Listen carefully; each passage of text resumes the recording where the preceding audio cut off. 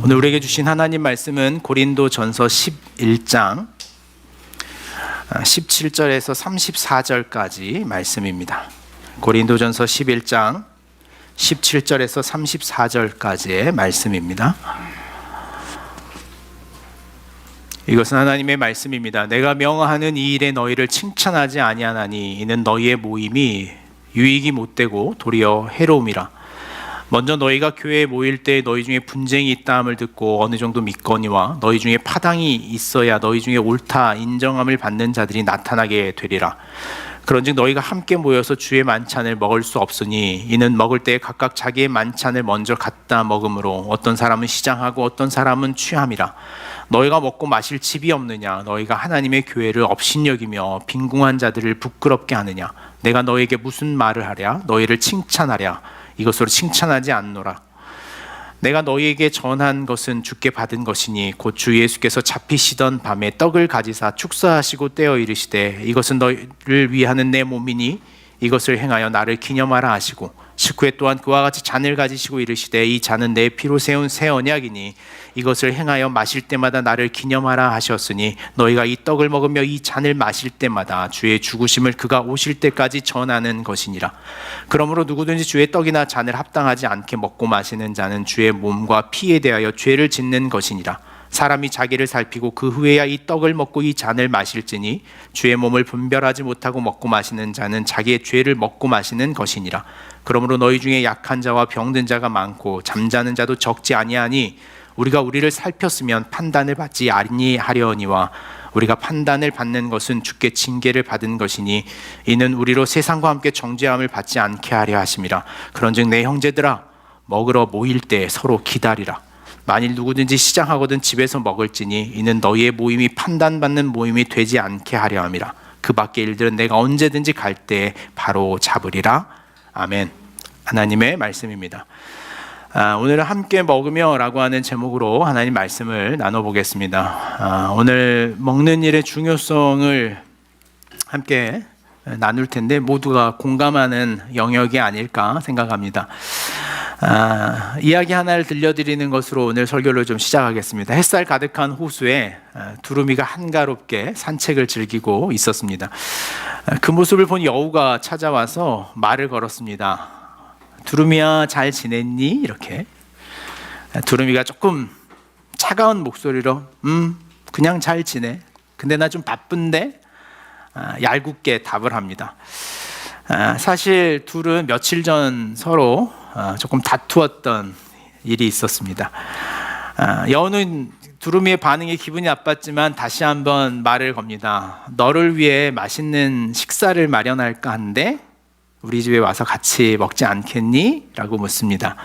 두루미의 표정이 이전과 달리 많이 밝아졌습니다. 그래, 너희 집으로 가서 같이 먹을게 라고 답합니다. 우리가 잘 알고 있는 이솝우화의 여우와 두루미 이야기입니다. 여러분 다 알고 계시죠? 여우는 그렇게 두루미를 초대합니다. 먼저. 네, 그 초대의 자리에 우리가 잘 알고 있는 것처럼 어떤 문제가 생기죠. 여우는 여우가 늘 먹던 방식으로 넓은 접시에 음식을 담아내고 두루미는 자신이 그 넓은 접시에 있는 음식을 먹지 못하는 것으로 화가 나서 끝내 두루미와 여우가 서로 갈등하게 된다라는 이야기입니다. 이 다음 이야기는 여러분들도 다 아시죠? 어떻게 합니까? 두루미가 집에 돌아가 여우를 다시 초대합니다. 그리고는 여우가 먹기 힘든 호리병에 음식을 맛있게 담아 여우에게 먹어봐 라고 조롱을 한다는 이야기죠. 여러분 이 이야기가 주는 교훈은 뭘까요? 뭡니까? 요즘 이 이야기를 가지고 참 다양한 방식으로 그 해석하는 책들이 참 많이 있더라고요.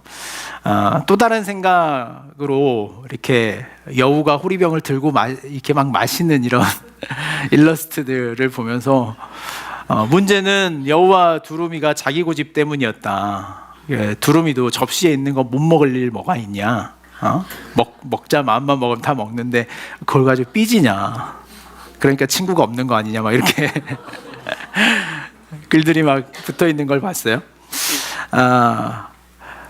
여우와 두루미가 서로 같은 공간으로 서로를 초대하고도 그 초대의 끝 마무리가 온전치 않은 것, 그것으로 인하여 우리가 받은 초대라고 하는 것은 우리 중심의, 나 중심의 초대가 아니라 초대받는 사람의 중심이 초대라는 단어라는 것을 아이들에게 가르치기 위해서 만들어진 이야기가 이 여우와 두루미 이야기인 것 같아요.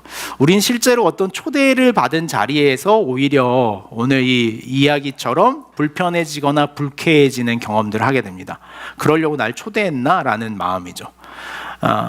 내가 거기에 갔는데 나를 배려하지 않는 음식들, 여러분들도 특별히 음식에 좀 그런 민감함이 있는 분들 있지 않습니까? 남자친구나 여자친구 이렇게 교제할 때 보면 진짜 맛집이라고 데려갔는데 내가 그토록 안 먹는다고 가르쳐줬던 음식점을 데리고 가면 그날 우리는 결단해야죠. 헤어져야겠다, 이런 마음을. 그러니까 초대라고 하는 것이 가지고 있는 것은 상대가 얼마나 무엇을 어떻게 관심 갖고 있느냐라는 배려를 가지고 하는 거죠. 이 초대의 자리에서 우리가 가지고 할 수 있는 것이 자기중심성의 문제입니다. 어떤 삶의 자리로 초대한다는 것은 상대 중심이 아니라 자기 중심이 아니라 상대 중심으로 가야 된다는 초대의 의미가 여기에 있죠. 인문학적으로는 그것을 허구적 합이다라고 말을 하더라고요. 허구적 합의. 그러니까 내가 원하는 것, 내가 좋아하는 것, 내가 맛있다고 생각하는 것은 상대도 좋아할 것이다라고 하는 이 상대가 없는 자기 의식 속에서의 합의, 그것을 허구적 합이다라고 말을 하는 것 같아요. 오늘 고린도전서 11장 17절에 보면 이런 허구적 합의로 인하여 무너진 공동체가 등장을 합니다. 내가 명하는 이 일에 너희를 칭찬하지 아니하나니 이는 너희의 모임이 유익이 못되고 도리어 해로움이라, 이렇게 말합니다. 그러니까 교회라고 하는 공동체는 늘 모이기를 힘써야 하고 모이는 일을 독려하는 공동체임에도 불구하고 그들의 모임 자체가 유익하지 않다는 결론을 갖게 됩니다. 그 이유가 뭐냐면 그들의 모임 자체가 개인적 자기중심성에 사로잡혀 있는 모임이기 때문에 그것이 오히려 모여 상대를 배제하는 방식으로 그들의 모임의 형태가 나아가고 있는 것의 문제였습니다. 1세기 교회 예배 이야기라고 하는 책에 보면 한 가상의 인물을 등장시킵니다. 푸블리우스라고 하는 이 빌립보 출신의 로마인입니다. 이 푸블리오라고 하는 사람이 이 초대 1세기에 그리스도 공동체로 초대받아 그들의 예배와 신앙을 어떻게 전달받고 있는가를 아주 잘 보여주고 있는 책이에요. 제가 아주 여러 차례 여러분들에게 좀 소개를 했는데 읽기에 아주 얇은 용이한 책입니다. 반드시 좀 청해 봅니다.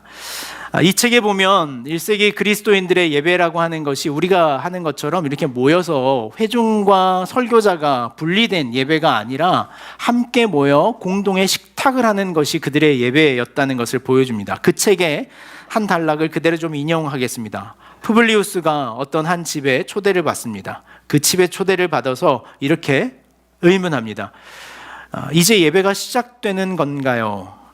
클레멘트에게 물었다. 그러자 그는 나를 의아하게 쳐다보며 입가에 미소를 띠며 대답했다.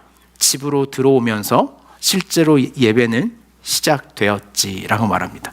그러니까 초대 그리스도인들, 1세기 그리스도인들에서 예배라고 하는 것은 어떤 형식과 어떤 틀 안에 존재하는 것이 아니라 그들이 그 공간, 모임이라고 하는 에클레시아의 공간 안으로 들어가는 발을 내딛는 것부터가 이미 시작된 예배였다고 말을 하고 있는 거죠. 초대교회 예배를 이 책의 소술대로 그대로 따라가자면 그렇습니다. 초대교회의 예배는 가장 먼저 먹고 마시는 일을 먼저 시작을 했습니다. 그러니까 저희식으로 한다 그러면 저희는 사실 먼저 모여서 좀 먹고 시작을 해야 되는 구조인 거죠. 좋죠, 괜찮죠. 음식을 먼저 배불리 먹고 나서 그 만찬 이후에 그들은 서로 다양한 삶의 주제들을 서로 나누는 토론을 하기도 하고 그 안에서 유익한 놀이를 하기도 합니다. 그 놀이와 토론이 끝나고 나면 적당한 분위기에 서로가 노래를 부르며 찬양을 하며 서로 대화식의 기도를 하고 마지막으로는 서로의 삶을 축복하고 권면하는 것으로 떠나보내는 것이 그들의 예배 예식이었습니다. 이 책에 있는 한 가지 장면을 다시 한번 여러분들에게 그대로 좀 소개하겠습니다. 늦었네요. 제 10시도 거의 반이나 훌쩍 지났으니 식사를 시작하면 좋겠습니다. 벨릭스가 주인에게 다시 잡힌 것 같아요. 그러나 언제 도착한다는 말이 없죠. 빌롤로고씨, 그를 위해 음식을 좀 남겨주시죠. 그가 함께 먹지 못할 것 같아요. 이 책의 하나의 설정입니다. 이 모임 가운데에 이 벨릭스라고 하는 사람은 종의 신분을 가진 사람이었습니다. 초대 공동체는 주인과 종, 빈부의 격차, 여성과 남성의 차이가 없이 함께 예배드리는 공동체였는데, 그 예배드리는 공동체에 벨릭스라고 하는 종의 신분을 가지고 있는 사람이 공동체에 들어왔는데, 이 벨릭스의 주인이 그 공동체의 예배에 가는 것을 원치 않았다는 설정이었습니다. 그러므로 우리의 모임 중에 벨릭스라고 하는 사람을 기다리고 있는 장면이 등장하는 거예요. 그들이 모두가 식사를 하기 위해서 몇 시에 만났냐면 제9시에 모입니다. 제9시는 실제로 유대인들이 기도하는 시간으로 정한 것이 제9시입니다. 그러니까 우리 시간하고 좀 차이가 있지만 우리로 하면 오후 3시가 되겠죠. 오후 3시에 그들이 예배하기 위해 모여 있는데, 그들은 유대의 전통은 오늘 우리가 하는 것처럼 세 끼를 먹는 전통이 아니라 하루에 2번 식사하는 게 보통이었습니다. 저녁 식사를 그들은 1시간에서 1시간 반 정도 나누는 것이 하나의 사회적 문화였고 전통이었습니다. 그래서 그 저녁 식사를 언제 시작하냐면 이르면 오후 3시에 시작하는 것이 보통이었고, 이날은 그들이 잘 지켰던 안식일 주의 날을 의미합니다. 따라서 그들은 3시에 모여서 몇 시간이나 지금 식사를 하지 않고 기다리고 있는 겁니까? 1시간이나 누구를 기다리고 있는 겁니까? 가장 낮은 등급에 처한 그 당시의 사회적 약자였던 벨릭스라고 하는 종을 기다리기 위해서 모두가 1시간을 기다리고 있는 거죠. 그러자 몇 사람이 제안합니다. 그가 아마 주인에게 잡힌 것 같아 오지 못할 것 같습니다. 그의 음식을 남겨둔 채 우리는 식사를 먼저 시작합시다 라고 하는 것이 이 모임을 통하여 보여주고 있는 신앙의 전통입니다. 오늘 고린도전서 안에 우리가 발견하고 있는 문제가 무엇이냐면 이것과 역행하는 문제였습니다. 고린도 교회 안에서 이 초대 교회가 형성되어 그들이 성만찬, 주의 만찬의 자리로 들어가는데, 누군가는 먼저 오고 누군가는 늦게 오는 일들이 있었습니다. 주로 먼저 오는 사람은 누가 먼저 올 수 있었을까요? 상대적으로 일이 좀 없는 사람, 자기 준비가 편리한 사람들이겠죠. 우리도 교회에 좀 일찍 올 수 있는 사람들이 있는가 하면 이렇게 물리적으로 일찍 오기 어려운 분들이 있어요. 이렇게 아이들 돌보는 부모들은 좀 이렇게 챙길 게 많습니다.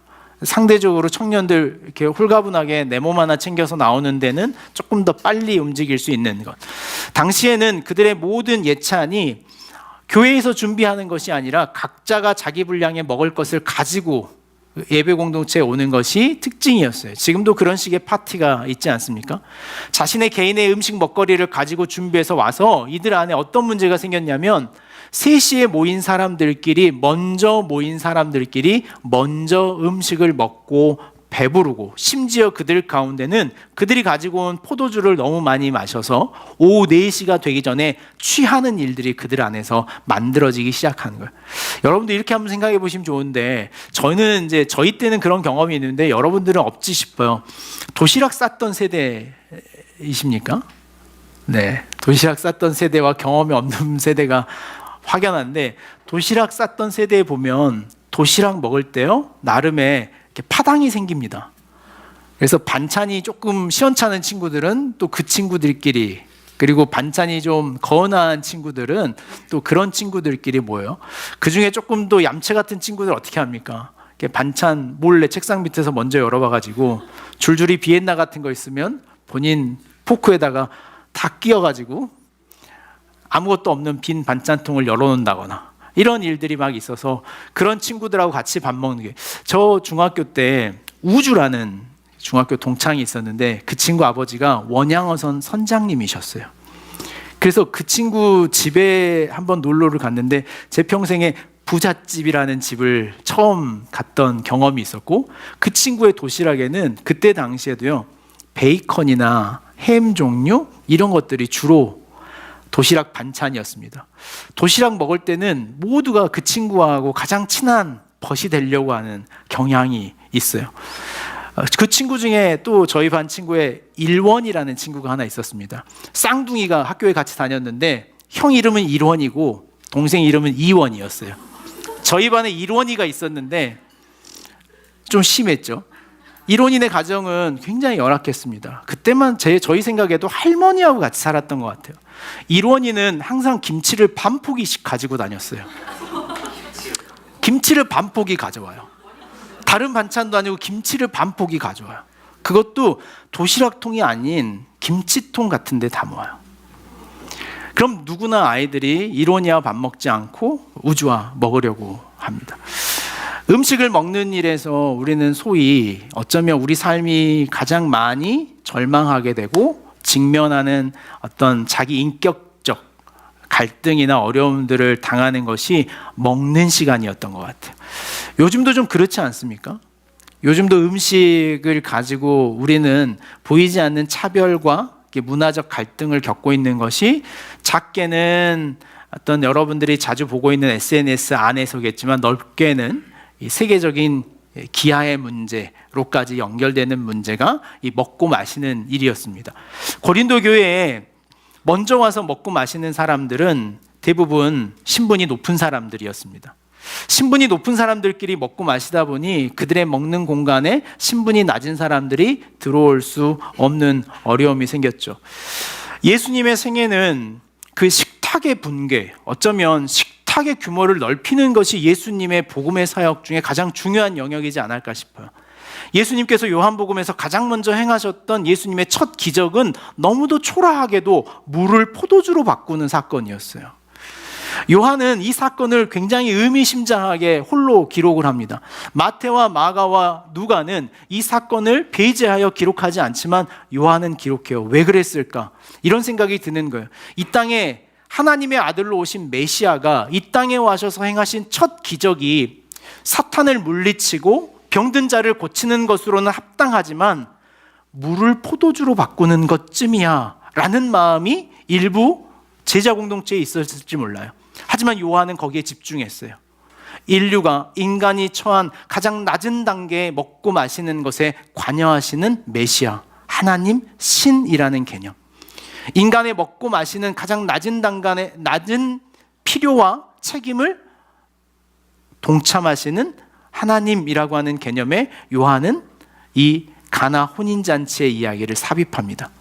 예수님은 물을 포도주로 바꾸셔서 그날의 잔치가 모두 깨어지려고 하는 자리에서 그날의 잔치를 다시 회복시키시는, 먹이시는 일로 사건을 바꿉니다. 가장 아름다운 먹이시는 일, 우리가 기억하는 사건은 어디에 있습니까? 오병이어 이야기 아닙니까? 디베랴 광야에서 모두도 먹을 것이 없을 때 한 아기가 가지고 있었던 작은 도시락을 서로 나누어 그 먹고 마심의 분배의 원칙을 갖는 것. 자주 하는 이야기겠지만 우리는 여기에 이런 적용을 가져갈 수 있습니다. 오늘날 우리 시대는 5천 명이 먹을 수 있는 것을 혼자 가지고 있는 것을 성공이라고 말합니다. 5천 명이 먹을 수 있는 부와 재산과 땅과 영토를 홀로 가지고 있는 것을 성장, 성숙, 성공이라고 말하지만 예수님은 한 명이 먹을 수 있는 것을 5천 명과 나누는 것을 오늘 우리에게 성공과 성취와 나아갈 방향이라고 말씀하시는 것을 어디에서 이루십니까? 식탁에서 이루어 주셨어요. 식탁이라고 하는 자리에서 주님은 우리에게 우리의 삶의 자리가 어떤 공간으로 나아가야 할지를 말씀하셨습니다. 예수님은 끝내 어디까지 흘러가십니까? 유월절 만찬의 자리에서 자신의 몸을 제자들에게 먹으라고 내주십니다. 자신의 피를 오늘 우리에게 마시라고까지 내어주십니다. 그 식탁의 확장, 분배의 확장과 확대가 예수 그리스도의 식탁임에도 불구하고 고린도 교회는 전혀 다른 방식의 식탁을 만들고 있는 것에 바울이 하는 말이에요. 내가 명하는 이 일에 너희를 칭찬하지 아니하나니 이는 너희의 모임에 유익이 못되고 도리어 해로움이라. 그들의 모임이 해롭기 시작하다는 거예요. 제가 최근에 이 신방을 하면서 한 이야기를 들었는데 청년들의 새로운 문화가 각자 자신의 취향에 맞는 대로 전혀 일면식도 없는 사람들이 이 SNS를 통해서 서로 연결돼 가지고 한 번씩 1년에 한 번씩 모이는데 그 모임을 통해서 여행도 가고 막 그런다 그래요. 그래서 제가 이 SNS 안에서 어떤 취향의 모임들이 있나라고 막 검색을 해봤더니 문토라고 하는 게 있더라고요. 혹시 아십니까? 네, 젊은 사람들이 하나도 없는 겁니까? 아니면 제가 잘못 찾은 겁니까? 문토라는 게 있더라고요. 인스타그램 안에 보니까 이 같이 모이는 사람들이 있던데 여기에 어떤 내용들이 올라오냐면 어떤 책을 읽고 싶은데 그 책을 같이 읽고 싶으신 분들은 몇 날, 몇 시, 어디로 오십시오. 그냥 그렇게 열려 있어요. 어떤 음식을 우리가 먹을 건데 이번에 어디 맛집에서 저희가 함께 모여 먹겠습니다 라고 하면 그날 그 시간에 전혀 일면식도 없고 그리고 거기에 룰이 하나 있는데 어디 어떤 출신이고 나이고 무슨 일을 하는지 묻지 않는다는 거예요. 그 열려있는 모임에 사람들이 취향대로 찾아가서 각자의 일들을 하기 시작한다는 거죠. 가장 그 가운데 취향에 맞게끔 다양하게 만들어져 있는 이 카테고리를 보니까 거기에 뭐가 있냐면 먹는 모임이더라고요. 먹는 모임. 책은 별로 없어요. 어떤 책 읽겠다는 사람 별로 없는데 그렇게나 다양하게 먹겠다는 모임이 있는 건 제가 깜짝 놀랐습니다. 야, 이렇게 먹는 것의 취향이 서로 각자 구분되구나라는 거죠. 먹지 못하는 사람과 먹는 사람들에 나누어서 우리는 어떤 취향으로 자신들의 삶의 공간을 좁혀가는 것이 이 시대의 하나의 문화가 아닐까라는 생각을 하게 돼요. 먹는 것이야말로 각자의 취향대로 서로를 배제하는 것 같아요. 저희가 지난 주일날 리더 모임을 저녁 늦게까지 하고 저녁 식사를 하려고 하는데 저녁 식사 메뉴 선택하는 게 그렇게 어렵더라고요. 좀 많이 먹겠다는 사람, 그리고 점심 많이 먹었으니까 조금 먹겠다는 사람, 과자를 많이 먹었으니까 얼큰한 걸 먹겠다는 사람, 그리고 얼큰한 거 못 먹겠다는 사람. 그러니까 한 10명이 같이 밥을 먹으려고 그러니까 흩어져서 먹자는 견해가 잘 먹고 싶은 거 각자 먹자 이렇게 거의 그렇게 가더라고요. 우리가 밥 먹을 때만이라도 좀 마음 편한 사람과 먹고 싶다 이런 마음 여러분 있으시죠? 먹는 것만이라도 좀 편한 사람하고 먹고 싶다라고 하는 자기 취향에 대한 태도, 그것이 오늘 고린도 교회가 가지고 있었던 어떤 전형적인 성찬의 개념이었어요. 우리가 이미 알고 있는 것처럼 고린도서 10장 31절에 있었던 것처럼 너희가 먹든지 마시든지 무엇을 하든지 다 하나님의 영광을 위하려 하라라는 말씀과 명령이 있었음에도 불구하고 우리는 스스로 자동적으로 우리가 인식하지 않은 공간에서 자신이 편한 길, 내가 원하는 길, 그리고 내가 지향하는 길로 흘러가는 전형을 가지고 있는 나약한 사람이라는 것을 오늘 이 말씀 안에서 보게 됩니다. 식탁 공동체를 누구와 하고 있는가 여러분들을 한번 살펴보세요. 요즘 누구와 여러분 식사하고 계십니까? 최근에 내가 누구와 같이 밥 먹었는지, 학교 다니면서 늘 나는 그 친구 없으면 밥을 못 먹는다 하는 분들 혹시 있지 않습니까? 우리의 식탁이 누구와 함께 만나고 있는가, 어우러지고 있는가, 그것이 오늘 우리가 직면해야 할 성찬과 신앙의 이야기라는 거예요. 제가 전도사로 사역했던 교회가 굉장히 그 지역에서 지식인들 그리고 사회적으로 좀 성공하신 분들이 모여있는 교회였어요. 거기 가서 제가 한 1, 2년 정도 사역하다가 교회 안에서 어떤 약간의 갈등이 생겼는데 어떤 모임 하나를 만드는 것이 교회 갈등이 됐습니다. 근데 그 교회 이름, 그 명칭 이름이 무엇이었냐면 골프 선교회였어요. 골프 선교회를 만든다는 것이 교회 안에서 이슈가 됐습니다. 몇몇 분들이 모여서 암암리에 하시던 일들을 선교회라는 이름을 걸고 거기서 모아진 선교금을 가지고 일종의 후원을 하겠다라는 방식으로 골프 선교회를 만드는 것이 교회의 논란이 됐어요. 갈등이 막 일어났습니다. 그러면 골프 선교회에 들어가면 골프채를 하나씩 사주냐? 그 정도로 열린 마음이 아니고서는 교회에서 골프 선교회가 무슨 말이냐? 벌써 뭐 한 10년 이상 지난 문제이기 때문에 지금하고의 좀 다른 정서겠지만 그런 갈등들이 교회 안에서 일어나는 것을 보고 끝내 수면 위로 그 이야기가 올라오지 못하고 해체되고 말았습니다. 그래서 그들은 조용히 여전히 음지에서 몰래 모여 골프를 칠 수밖에 없었습니다. 상대적으로 우리는 자신이 편한 사람들과 모이는 걸 좋아합니다. 특히 교회는 그럴 수 있습니다. 교회 안에서 보면 교회 안에서도 상대적으로 편한 사람들끼리의 모임이 형성될 확률이 많아요. 그리고 오늘 여기 교회 안에서 이야기하는 것처럼 18절에 먼저 너희가 교회에 모일 때 너희 중에 분쟁이 있다함을 듣고 어느 정도 믿거니와 19절이 중요한데요. 너희 중에 파당이 있어야 너희 중에 옳다 인정함을 받은 자들이 나타나게 되리라. 이 말씀을 여러분 잘 보십시오. 너희 중에 파당이 있어야 너희 중에 옳다 인정함을 받은 자들이 나타난다. 파당이 있어야지만 그들의 행위와 행동이 옳다고 인정함을 받는다는 거예요. 이건 어떤 의미입니까? 그들이 자신들만의 영역을 만들어서 외부로부터 누군가로부터 어떤 말을 들었을 때 본인들끼리 본인들의 옳음을 서로 옹호하는 공동체가 만들어져 있다는 거예요. 교회 안에 그럴 수 있는 위기, 위험, 고린도 교회가 우리에게 보여줍니다. 우리 개인적 삶에서도 그래요. 여러분들이 주로 여러분 편을 만드는 이유는 뭔가요? 학교에 가도 여러분 편이 있죠. 여러분 편이 돼서 그 편이 되면 하는 일이 뭡니까? 우리는 그 편이 돼서 상대가 잘못했다는 것을 그 안에서 인정받고 싶어하는 경향이 있어요. 내가 그 사람과 불편하지만 그 사람에게 에너지를 쏟고 선물을 하고 음식을 사주고 친교를 맺고 그 사람 아니면 못 살겠다고 우리가 서로 애정을 구하는 이유가 뭡니까? 그것은 그 사람들의 공동체를 통하여 내가 옳다는 인정을 받아야 하기 때문에 그래요. 직장에서도 그렇지 않습니까? 직원 몇 명이 누군가 나보다 직급이 높은 사람의 잘못을 지적하고 싶을 때는 우리는 이내 자기 편이 되어 파당이 됩니다. 야, 그렇게 하는 게 맞니? 어떻게 말을 그렇게 할 수 있니? 우린 꼭 거기에 걸려요. 무슨 말을 했는지에 중요하지 않고 말을 그렇게 할 수 있니에 걸려요. 어떻게 나한테?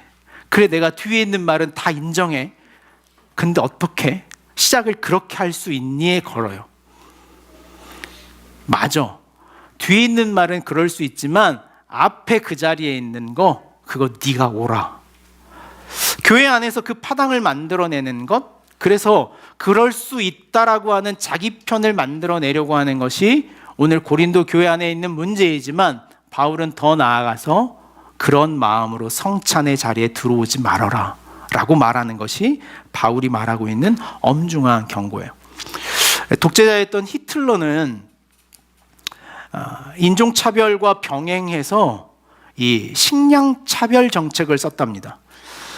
이 히틀러가 가졌던 식량차별 정책에는 잘 먹여야 할 집단, 불충분하게 먹여도 되는 집단, 굶주리게 해야 할 집단, 기아를 통해 말살시켜야 할 집단으로 나누어 실제로 나치 정권 안에서 이러한 식량 정책이 만들어져 그들을 지배했다 그래요.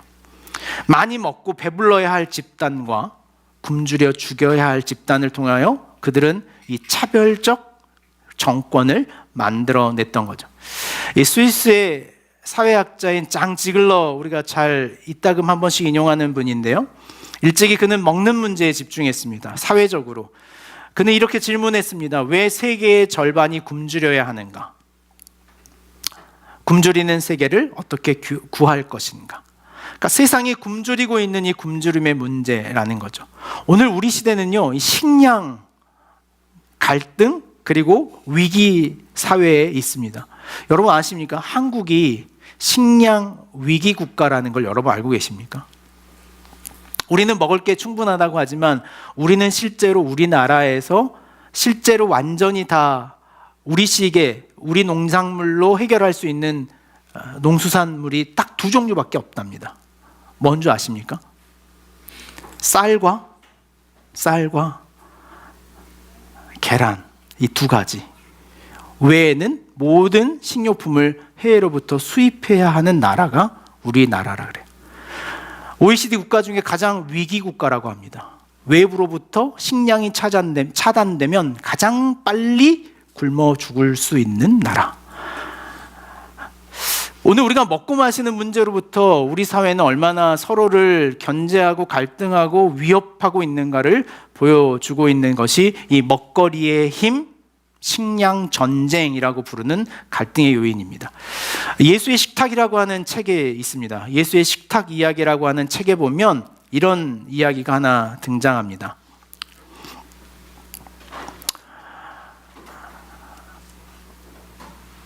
어디를 띄워주셨죠? 네. 구원은 아마도 새로운 예기치 않는 수많은 끼리를 만들어가는 과정이 아닐까. 그렇게 섞일 수 없는 사람들이 끼리의 관계를 넓혀가면서 함께 먹고 마시는 것이 구원이 아닐까. 그래서 예수는 성전이 아니라 집에서 구원을 선포한 것이 아닐까. 성전에 늘 변하지 않는 끼리들만 있으니 말이다. 구원은 끼리의 변주를 통하여 이루어진다 라고 말합니다. 예수님은 늘 먹고 마시는 일을 이 성전이 아닌 개인의 집을 찾아가셔서 일하셨어요. 그들은 이미 그들끼리 형성해버린 종교 지도자들이 아닌 더 확장된 새로운 사람, 가난한 사람, 그리고 소외된 사람, 병든 사람들과의 식탁의 공동체를 통하여 예수님은 자신의 구원과 복음의 사역을 확장해 나갔다라는 것이죠. 저는 이번 고난주간이 지나고 나면 다음 주에는 저희 공동체가 성찬이라는 이 거룩한 떡을 떼는 예식을 함께 할 예정입니다.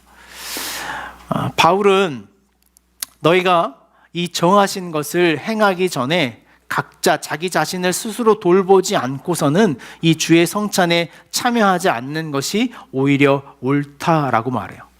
여러분들이 한 주간 이 성찬을 받기 위하여 준비해야 할 여러분의 삶의 모양은 뭘까요?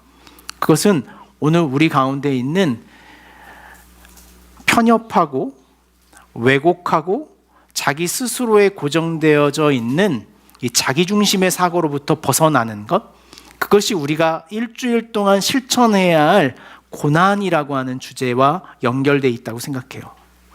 가장 큰 고난은, 그러므로 그리스도인에게 있어서 고난은 내가 아닌 상대를 앞서 세우는 것이 가장 큰 고난이지 않습니까?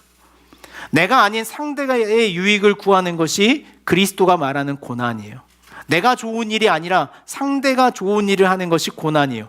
그래서 이 본문의 이야기의 결론은 너무나 간단하게도 바울은 이렇게 그들에게 권면합니다. 33절에 있는 말씀이에요. 그런즉 내 형제들아, 먹고 모일 때 서로 어떻게 하라? 기다리라는 게, 기다리라. 이게 답입니다. 기다리라. 기다린다는 것이 여러분 고난 아닙니까? 기다린다는 것은 아픔이고 어려움이에요. 기다림은 인내이기도 하고 절제입니다. 바울은 이 고린도 교회 안에 이 절제의 미덕을 너무나 많이 이야기해요. 요즘은 음식을 먹기 전에 반드시 절제해야 되는 게 있더라고요. 이렇게 사진도 찍어야 되고, 또 먼저 먹기 전에, 요즘에는 뭐 그런 먹기도 전에 맛있냐고 물어보는 이상한 문화가 있어요. 그럼 거기에 답해야 하더라고요. 먹기도 전에 맛있어 이러면. 음식에 대한 절제를 말하는 것이 아니라 자기의 삶의 절제가 우리에게 주어진 고난과 기다림이에요. 나를 그냥 치는 것, 나를 그냥 금욕적으로 단순하게 자기 신앙을 다한다는 것이 그리스도의 고난이 아닙니다.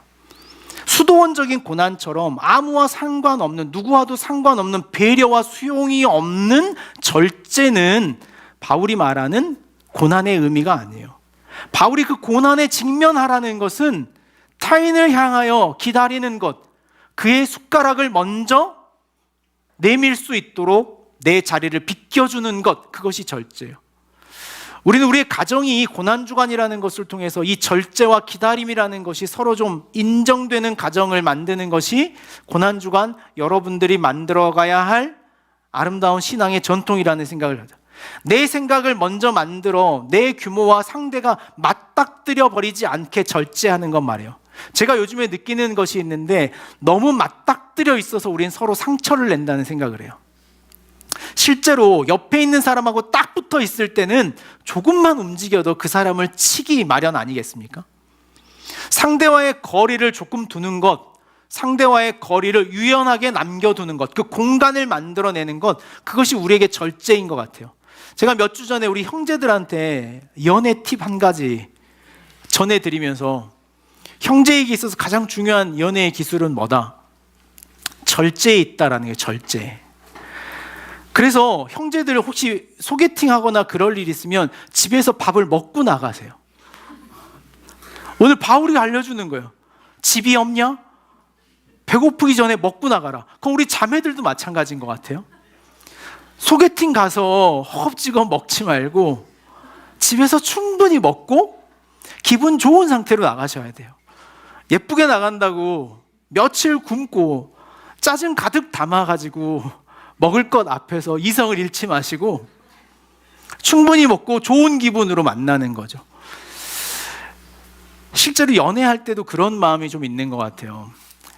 사랑대를 기다려줄 수 있는 절제의 마음. 사랑한다는 건 그를 먼저 행동할 수 있도록 내가 조금 기다려주는 거예요. 여러분, 말에도 그런 힘이 있다고 생각해요. 특히 서로 사랑하는 사람, 가까운 사람들끼리, 딱 붙어있는 사람들끼리 가져야 할 중요한 원칙은 상대가 무슨 말을 할 수 있도록 기다려주는 절제가 너무나 중요하다는 생각이에요. 자신의 말을 다 쏟아놓고 거기에 빨리 답하라고 채근하는 것이 아니라 상대가 말할 수 있는 공간을 마련해 주는 것. 그것이 오늘 우리가 말하는 식탁의 공동체의 넓이와 규모가 아닐까라는 생각을 해요. 여러분들이 소위 맛있는 밥 하면 집밥, 외갓집밥 이런 거 이야기하잖아요. 그 집밥의 특징이 뭡니까? 특징이 뭐예요, 여러분들? 많이 먹는다는 겁니까? 많이 먹고 마시는 거에 문제가 아니라 내가 조절할 수 있다는 자유로움에 있는 것 같아요. 눈치 보지 않고 내가 그 시간을, 그 자리를 만들어낼 수 있을 만큼의 그 수용적 가정, 나를 넓게 담아내고 있는 그 식탁의 넓이만큼 우리는 그 식탁을 즐거워하고 사랑하는 것 같다는 생각을 해요. 최근에 제가 함께 먹기를 즐거워하시는 분들의 마음에 너무나 스스로 풍성해지는 느낌을 많이 받아요. 자신의 집을 열어서 타인을 먹고 마시는 일이 너무나 즐겁다고 말하시는 분들 때문에 제가 다시 배워요. 늘 무슨 일이 있으면 맛있는 거 먹어요 라고 초대하시는 분들이 있어서 너무 행복해요. 우리도 있다면 그럴 때 있지 않습니까? 누군가 좀 내가 사랑하는 사람, 내가 아끼는 사람이 힘들어 있으면 우리 이내 하는 말이 뭡니까? 밥 한번 먹자라는 거예요. 그 밥 한 끼 먹는 일이 뭐 대수롭겠습니까마는 그 식탁의 자리를 한번 같이 하는 것으로 그 사람의 삶을 넓힐 수 있는 거죠. 제가 최근에 한 형제를 양육하는 아주 깊은 양육을 하고 있는데 그 친구한테 2주에 한 번 스스로 요리를 해보라고 제안을 했어요. 그래서 그 식탁에 반드시 나를 초대해 주라. 내가 가기 전에 충분히 먹고 갈 생각인데 누군가를 위해서 식탁을 마련해 봐라. 그리고 그것을 넓혀라 라는 거예요. 여러분의 가정의 식탁을 좀 넓히셔야 돼요. 우리가 가정으로 살고 있다면 초대에 먹이는 일을 두려워하지 마십시오. 여러분의 개인적 삶을 초대해서 많이 넓히는 자리로 우리의 삶을 확장시키고 나아가야 하는 것, 그것이 오늘 바울이 말하는 기다림이라고 하는 우리식의 실천이라는 생각을 해요. 오늘 여러분들에게 나눠드린 이 종려주일, 이 종려가지가 있습니다. 이 종려가지는 여러분들이 다음 해 제2수요일 날 교회로 가지고 오시는 이 종려가지입니다. 그 뒷면에 보면 여러분들에게 고난주간 그리스도를 본받아라고 하는 항목으로 여러분들에게 나눠드는 칸이 있어요. 이 고난주간 안에 보면 여러분들이 어떤 방식으로 금식해야 할 것인가에 대한 예시를 좀 드러났습니다. 음식, 게임, 쇼핑, 미디어, SNS, 음주와 같은 것들이에요. 근데 여러분, 이것들이 아까 이야기한 것처럼 여러분들의 개인적인 뭔가 신앙과 종교심을 올리기 위한 금식이 아니라 그것이 반드시 누군가로 향하는 일이 되어야 합니다. 나 개인적인 음식과 나 개인적인 놀이가 아닌 상대와 함께 만나는 일을 하십시오. 게임이라고 하는 것이 혼자 즐거우려고 하는 일이었다면 오히려 고난주간에 좀 멀리 있었던 친구들, 내가 돌봐야 했지만 돌보지 못했던 친구들과 차 한잔 마시는 약속을 하십시오. 내가 내 물건 사기 위해서 쇼핑을 했다면 누군가의 선물을 사는 일에 이 고난주간을 좀 써보십시오. 내가 너무 미디어를 시청하는 일에 매여 있었다면 누군가에게 편지를 쓰는데 좀 시간을 좀 써보십시오. 이것이 우리에게 고난이에요. 자신의 경건을 스스로 쌓아서 나 그것 하지 않았다는 자랑으로 쓰는 것은 기독교 신앙일 수가 없어요. 그 시간을 타인에게 가져가는 것, 그 돈을 타인과 나누는 것, 내 삶을 타인으로 가져가는 것, 그것이 오늘 우리의 기다림이며 고난이에요. 오늘 여러분들이 이 결단들을 좀 세우셨으면 좋겠어요. 머릿속에 떠오르는 사람들이 있지 않습니까? 오래전 나에게 참 좋은 벗이 되었고 참 나에게 은혜가 됐던 누군가에게 찾아가십시오. 감사했다고 인사하는 기간으로 이 고난주간을 사용하시고 자신이 아닌 누군가를 위해서 사용하시는 힘을 갖는 것, 그것이 중요한 우리의 신앙이라는 거죠. 저희 기억하는 교회가 나누려고 하는 성찬의 의미는 여기에 있습니다. 성찬이란 무엇인가라고 하는 책에 보면 이런 글귀가 있어서 그대로 좀 소개할까 합니다. 한 끼 식사가 그 모든 것을 담고 있다는 것은 흥미로운 일이었다. 물론 의미를 설명하기 위해 말이 필요하지만 숨은 뜻을 알고 보니 식사 자체가 모든 의미를 설명하고 있었다. 종교개혁자였던 칼빈은 이 성찬이라고 하는 것을 이렇게 표현을 했어요. 만져본 복음이다라고 말했어요. 예수 그리스도의 복음을 손으로 만져 자신의 입에 넣는 일, 그것이 식사라고 말했어요.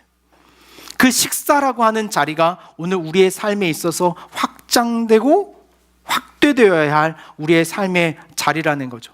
기억하는 교회는 이 말씀의 깊은 묵상을 가지고 여러분들이 한 주간 좀 고난으로 자신의 소비를 좀 전략한 것들을 가지고 다음 주일 부활주일 헌금을 좀 준비해 오십시오. 저희가 부활주일 헌금을 가지고 이번에는 총 이 세 곳에 후원처를 정해서 후원하려고 합니다. 저희가 다음 주에는 여러분들에게 오늘 이 식탁처럼 누구나 배고픈 사람이 없을 만큼 먹이는 성찬을 해야겠다는 마음으로 여러분들에게 이 성찬의 자리에서 넉넉하게 나눠드릴 예정입니다.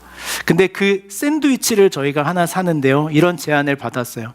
광주 지역에 발산동이라고 하는 지역에서 이 노인, 어르신들이 만드는 샌드위치 사업이 있다 그래요. 저희가 다음 주에 성찬으로 나누는 빵은 그분들이 만드는 샌드위치로 여러분들에게 나누려고 합니다.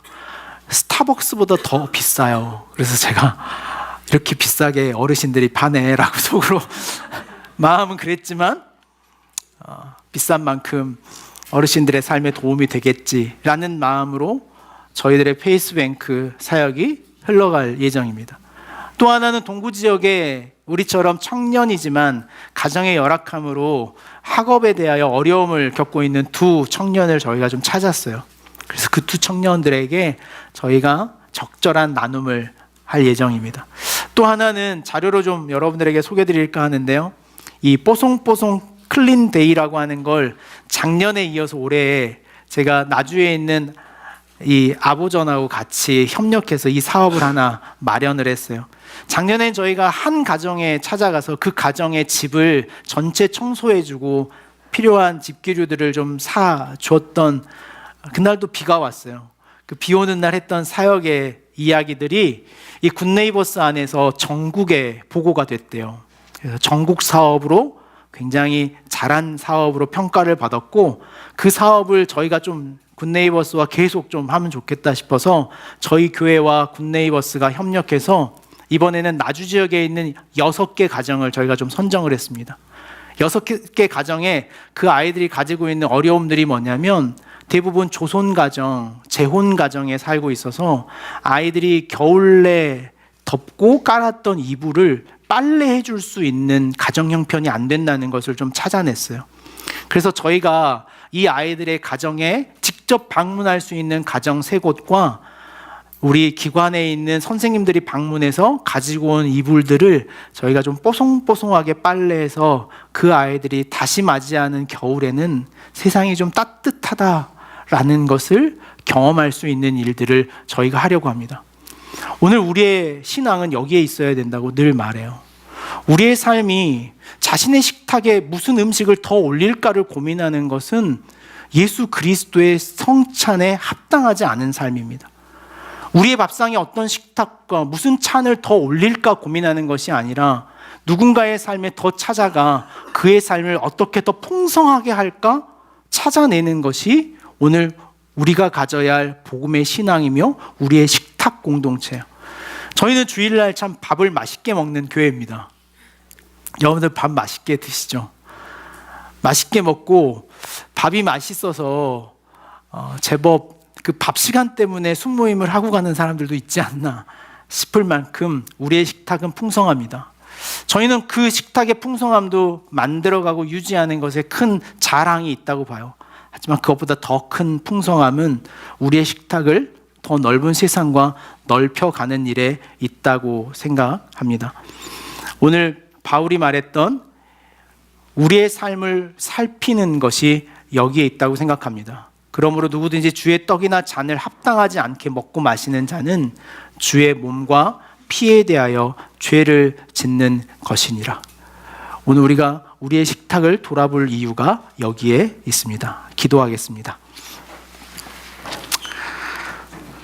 고마우신 주님, 이 땅에 오셔 그 모든 삶의 자리를 먹이시고 채우시기 위해 당신의 몸을 내어놓으신 주님, 그 넓혀진 식탁 안에 우리가 있음에도 불구하고 우리의 의식과 생각은 늘 좁아져 우리의 식탁을 채우는 것, 나 자신의 식탁을 채우는 것에 함몰됩니다. 하나님, 이 고난의 주간, 특별히 세우신 한 주간, 자기의 식탁이 아닌, 나만의 식탁이 아닌 더 많은 이들의 식탁과 배부름을 고민하고 참여하는 그 기다림의 깊은 자리로 들어가는 저희들 되게 하여 주옵소서. 우리 주님 예수님의 이름으로 기도하옵나이다. 아멘.